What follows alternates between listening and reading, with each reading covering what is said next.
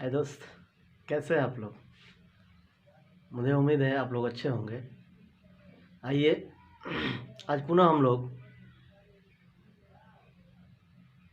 Class 9th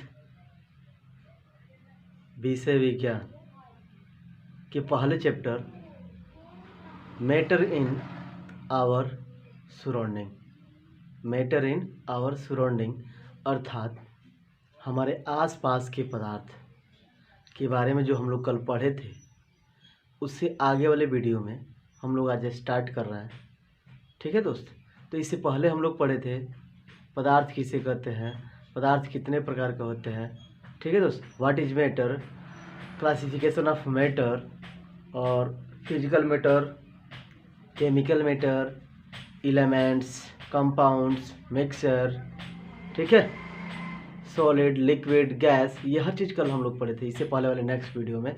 तो आइए आज हम लोग जो है स्टार्ट कर रहे हैं, वो सबसे मोस्ट और इम्पोर्टेंट वीडियो होगा 9th के क्लास के दृष्टिकोण से। राइट दोस्त, 9th वालों के लिए सबसे मोस्ट वीडियो। ठीक है, तो आइए इसको स्टार्ट करते हैं। फर्स्ट नंबर, जैसे हम लोग पढ़े थे कि सॉलिड, लिक्विड, गैस, अर्थात सॉलिड, लिक्विड और गैस क्या है, ये हमारे आसपास में ही हर चीज़ विद्यमान है। जैसे आप लोग देखेंगे जल, तो जल का सूत्र क्या होता है दोस्त, H2O। क्या होता है, H2O। अब ये बताइए H2O में कौन कौन से एलिमेंट्स होते हैं, ये भी तो क्वेश्चन बनता है कि H2O में कौन कौन से एलिमेंट्स होते हैं, अर्थात कौन कौन से तत्व हो सकते हैं उसमें। तो फर्स्ट नंबर हाइड्रोजन, दूसरा नंबर ऑक्सीजन। ये बताइए हाइड्रोजन और ऑक्सीजन, क्या हम हाइड्रोजन और ऑक्सीजन को देखे हैं क्या, नो। बट ऑक्सीजन और हाइड्रोजन को जब हम नहीं देखे हैं, फिर भी हम उनको क्या मानते हैं, गैस मानते हैं। क्या मानते हैं, गैस। अब देखिए दो गैस, हाइड्रोजन और ऑक्सीजन, जब दोनों मिल रहे हैं तो किसका निर्माण हो रहा है दोस्त, H2O अर्थात जल का निर्माण हो रहा है। एक और उदाहरण लेते हैं, सोडियम किसका संकेत है, Na का संकेत क्या है, सोडियम। और क्लोरीन, क्या हम लोग देखे हैं क्या, नो। बट सोडियम और क्लोरीन जब जो दोनों क्रिया करते हैं तो किसका बनता है, साधारण नमक बनता है, NaCl, सोडियम क्लोराइड। क्या बनता है, सोडियम क्लोराइड। तो ये रहे हमारे गैसीय अवस्था है।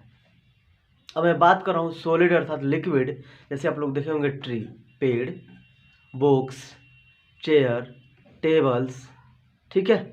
कुछ ऐसे भी सॉलिड है जो डायरेक्ट लिक्विड में चेंज होते हैं, कुछ ऐसे भी सॉलिड है जो डायरेक्ट किस में चेंज होते हैं, गैसीय अवस्थाओं में चेंज होते हैं दोस्त। किस में चेंज होता है, गैसीय अवस्थाओं में चेंज होते हैं। जैसे आप देखे होंगे बर्फ, आइस। आइस को अगर हम, अब आइस होता कैसे है, मैं इसके बारे में थोड़ा सा डिस्कस करना चाहूँगा। आइस जो हमारा H2O अर्थात जल है, जल को किसी फ्रिज में अगर रख दे रहे हैं तो हमारा क्या होगा, कुछ देर में, कुछ समय के लिए वो एक आइस के रूप में निर्धारित हो सकता है, एक बर्फ़ के रूप में निर्धारित हो सकता है।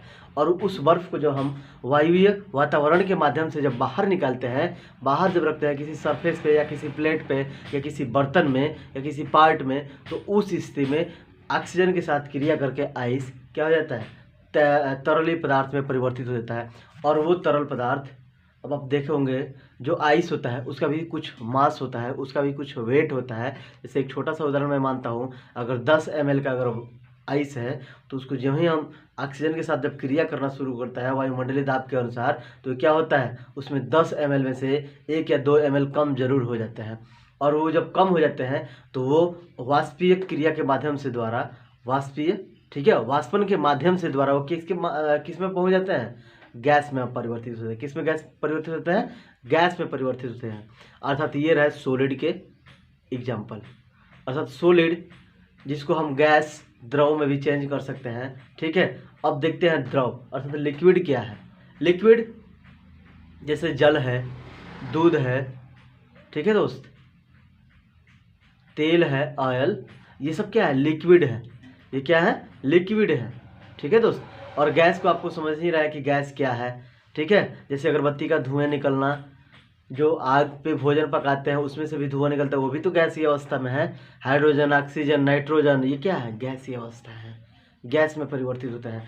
तो आइए आज हम जो आगे स्टार्ट कर रहे हैं, उस वीडियो का जो आगे वाला जो मतलब पार्ट होगा, वो होगा आपका द्रव के अंतराणुक आकर्षण बल पर ताप का क्या प्रभाव पड़ता है, द्रव के जो आंतरिक अणु हैं उस पर ताप का क्या प्रभाव पड़ेगा, इसके बारे में हम लोग जानेंगे, समझेंगे और पढ़ेंगे। तो इस वीडियो को लास्ट तक बने रहिएगा दोस्तों। ओके, चलिए स्टार्ट करते हैं। द्रव का ताप बढ़ाने पर अंतराणुक कह रहा है कि द्रव का ताप बढ़ाने पर अंतराणुक आकर्षण बल कम हो जाता है। अर्थात द्रव का जो ही अंतराणुक आकर्षण बल जब हम बढ़ाते हैं तो क्या हो जाता है, पुनः वो कम होने लगता है।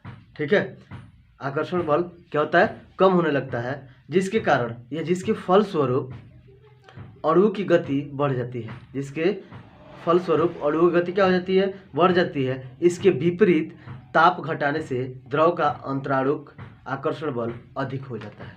अर्थात कह रहा है कि जो ही हम इसके अंतराणुक बल जो ही क्या करते हैं, इसको ज़्यादा मतलब मैग्नेटिक के फोर्स के अनुसार करते हैं ना, तो उस समय इसके फलस्वरूप इसके अणुओं की गति क्या होती है, बढ़ जाती है। उसी के विपरीत अगर घटा रहे हैं, द्रव की अंतराणुक आकर्षण बल अगर घटा रहे हैं तो क्या होता है, बल अधिक लगता है। राइट, ये है। उसके बाद से है कि निम्नलिखित पदार्थों को उनके कणों के बीच बढ़ते हुए आकर्षण के अनुसार व्यवस्थित कीजिए। जैसे जल है, चीनी है, ऑक्सीजन है।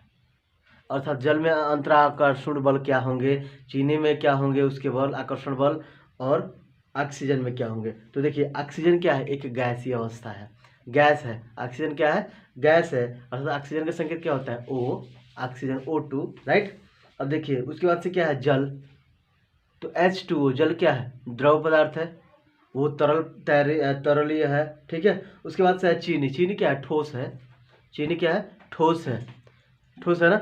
अर्थात सबसे पहले क्या होगा, ऑक्सीजन, दूसरा नंबर जल, और तीसरा नंबर चीनी। पहला क्या होगा, ऑक्सीजन, दूसरा क्या होगा, जल, और तीसरा क्या होगा, चीनी। तो ये रहा गैस, द्रव और ठोस। राइट, चलिए आगे देखते हैं।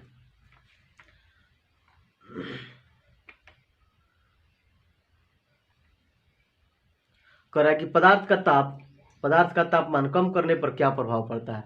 अगर आप पदार्थ का तापमान अगर कम कर रहे हैं तो उसका क्या प्रभाव पड़ेगा, इसके बारे में समझते हैं। पदार्थ का तापमान कम होने पर कणों की गतिज ऊर्जा कम हो जाती है। पदार्थ का तापमान अगर कम कर रहे हैं तो उसके कणों की गतिज ऊर्जा क्या हो जाएगी, बहुत कम हो जाएगी दोस्त। ठीक है, तथा वे आसपास आ जाते हैं, तथा वे क्या हो जाते हैं, आसपास आ जाते हैं, जिससे उनके बीच आकर्षण बल बढ़ जाता है, जिनसे उनके बीच आकर्षण बल क्या होता है, बढ़ जाता है। इस प्रकार ठोस अवस्था में आ जाता है। इस प्रकार किस में हो जाता है, ठोस अवस्था में आ जाता है दोस्त। राइट, तो ये रहे हमारे ये रहे हमारे मैटर इन आवर सराउंडिंग, अर्थात हमारे आसपास के जो भी पदार्थ हैं कैसे हैं इसके बारे में हम लोग पढ़े। ठीक है, एक छोटा सा और हेडिंग है इसी में कि किसी भी पदार्थ की अवस्था परिवर्तन करने के दौरान तापमान में क्या स्थिर होना चाहिए या स्थिर कैसे हो सकते हैं, ये इसके बारे में देखते हैं। कह रहे हैं किसी भी पदार्थ की अवस्था परिवर्तन के दौरान तापमान स्थिर क्यों हो जाता है, क्योंकि दी गई ऊष्मीय ऊर्जा का उपयोग पदार्थ की अवस्था को बदलने में की जाती है। अर्थात जो भी हम ऊष्मीय ऊर्जा का प्रयोग करते हैं उसका उपयोग हम किस में करते हैं, पदार्थ की अवस्था को परिवर्तित करने के लिए करते हैं। राइट, अब कह रहे हैं कि वायुमंडलीय गैसों को द्रव में परिवर्तित करने के लिए कोई विधि समझाइए। कोई ऐसा विधि बताइए जिसको हम क्या कर सकें, वायुमंडलीय गैसों को द्रव में परिवर्तित कर सकें। थोड़ा हीट काफ़ी ज़्यादा है, गर्मी का मौसम है दोस्त। ठीक है, ऐसा कोई दिक्कत नहीं है, गर्मी का काफ़ी थोड़ा मौसम है, गर्मी टेम्परेचर भी काफ़ी ज़्यादा है। ठीक है, तो ऐसा कोई दिक्कत नहीं है। आइए आगे बढ़ते हैं। दाब को बढ़ाने और तापमान को घटाने से गैसों को द्रव में परिवर्तित किया जा सकता है। करें कि दाब को बढ़ाने और तापमान को घटाने से गैसों को द्रव में परिवर्तित किया जा सकता है, ये रहा ऑप्शन। उसके बाद से प्लाज्मा अवस्था में कण किस रूप में होते हैं। अगला हेडिंग, प्लाज्मा अवस्था जो है उसके कण किस रूप में अवस्थित होते हैं।